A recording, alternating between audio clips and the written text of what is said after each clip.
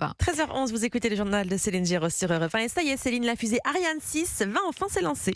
Oui, enfin, depuis 2020, les retards s'accumulent, mais cette fois, c'est la bonne. L'Agence spatiale européenne a dévoilé le créneau pour ce premier vol du nouveau lanceur européen. Et ce sera entre le 15 juin et le 31 juillet 2024. Geoffrey Branger, cette annonce est très importante pour l'Europe.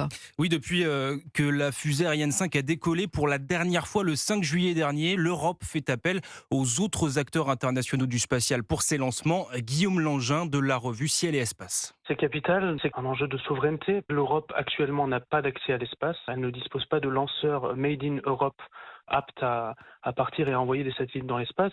Mais à l'été 2024, Ariane 6 devrait donc combler ce problème de souveraineté et jouer un rôle très important dans la compétition avec les géants américains, notamment SpaceX. Cette nouvelle version sera plus puissante et plus compétitive que la précédente avec des coûts divisés par 2. Initialement prévu, vous le disiez, pour 2020, le premier vol d'Ariane 6 a été reporté à plusieurs reprises en raison de la crise sanitaire et de difficultés de développement.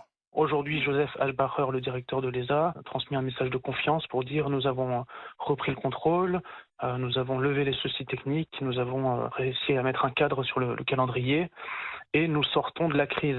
Une crise qui n'a pas empêché le carnet de commandes de se remplir. Jeff Bezos, le patron d'Amazon par exemple, a commandé 18 lancements d'Ariane 6 pour mettre en orbite sa constellation de satellites Kuiper. Geoffrey Branger pour Europe.